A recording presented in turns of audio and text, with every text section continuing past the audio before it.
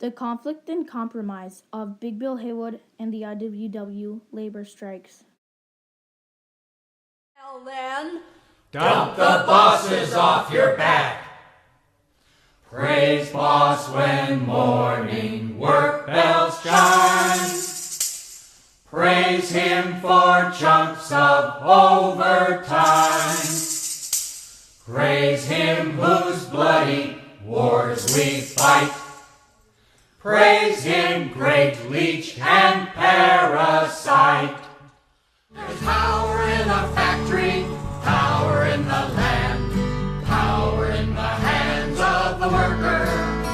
But it all amounts to nothing if together we don't stand. Big Bill Haywood was the founding member of the IWW, the Industrial Workers of the World. He led strikes to give labor workers rights from 1905 to about 1917. He gave them a voice, and his strikes took place all over the USA. He gave them what they deserved. He wanted to create one big union and fight the American Federation of Labor and fight for rights. After many strikes, he started getting more successful and started winning them. The Haymarket Riot. Bill Haywood was inspired from previous failed strikes, including the Haymarket Affair of 1886, where in Chicago a riot started and a bomb went off and killed 5 police officers.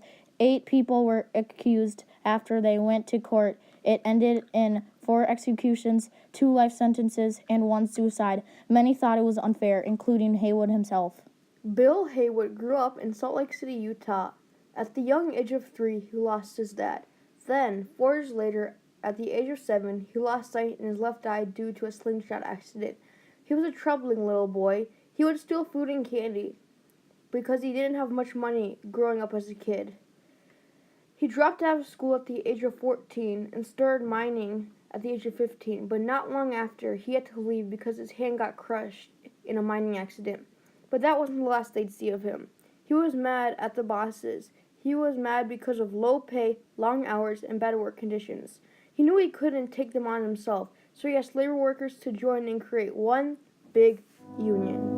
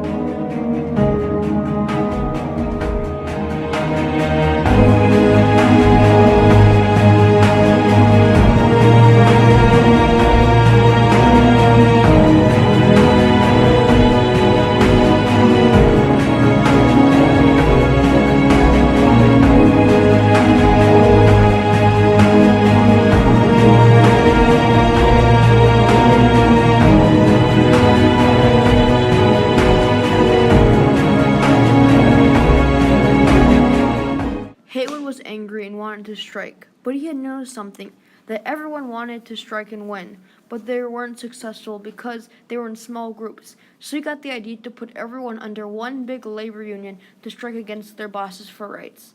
So in 1905, Haywood founded the Industrial Workers of the World, the IWW. So they went on strike, but the government kept trying to shut them down, but they kept moving forward. Haywood would lead the union with other people, including Eugene V. Debs. They were furious to win rights. Joe Hill, a member of the IWW at that time, said, the despicable way we've been treated is going to end sooner than later.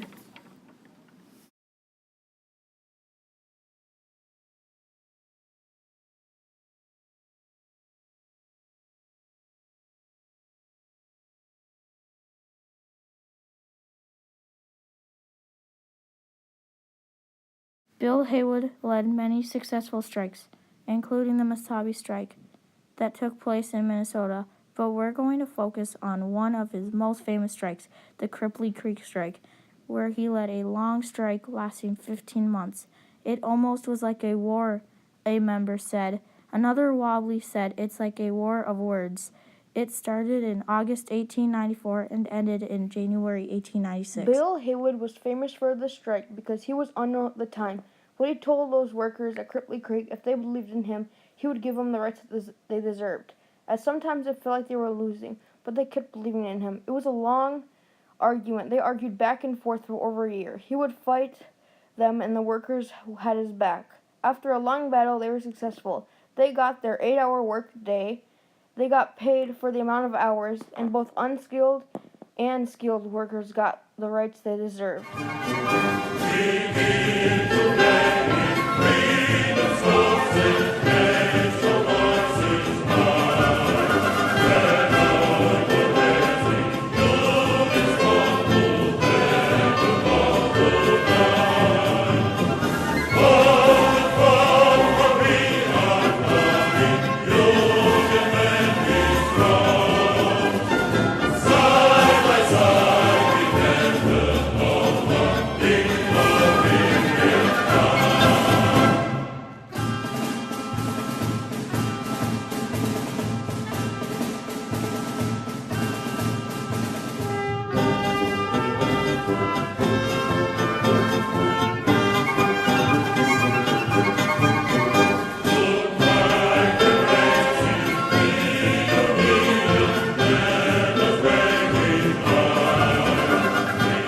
After Crippley Creek.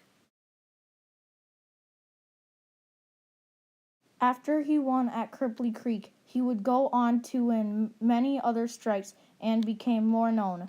The government would still try to shut the strikes down after he would win rights for one area. He would go around the U.S. winning rights and gaining publicity around the USA, and others started picking up on his tactics, how to form one big union to fight. Even his unsuccessful strikes were still successful in some ways after others got inspired by him, and before you knew it, labor workers everywhere were winning rights, and the government couldn't stop them. They got what they deserved: rights, hope, and a leader to stand behind. Overall, Bill Haywood and the IWW strikes left a big impact on history and changed the way labor workers and non-labor workers live today. The IWW would reach a peak of 100,000 members in 1909. It would fold after the First World War and the Great Depression hit. They were more known for how they went on strike than how they won. The IWW still stands today at about 17,000 wobblies, but due to new technology, different jobs have been created, and there have been less and less labor jobs. Even though the IWW won labor workers' rights, they still go on strike to this day. Will they ever stop fighting for rights? I can't tell you that. To sum up, Bill Haywood and the IWW left a big impact on the world. You probably didn't know who he was until today. That's normal because the IWW had a short 10 years of fame when a lot of other major events were taking place. It's a forgotten part of history that affects us every day. Bill Haywood would get deported for speaking against the World War I. He would go to Russia, where he passed away in 1928.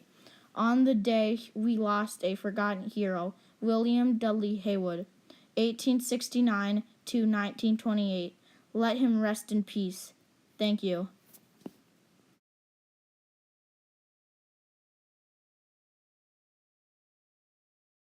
When the Union's inspiration through the workers' blood shall run, there can be no power greater anywhere beneath the sun. Yet what force on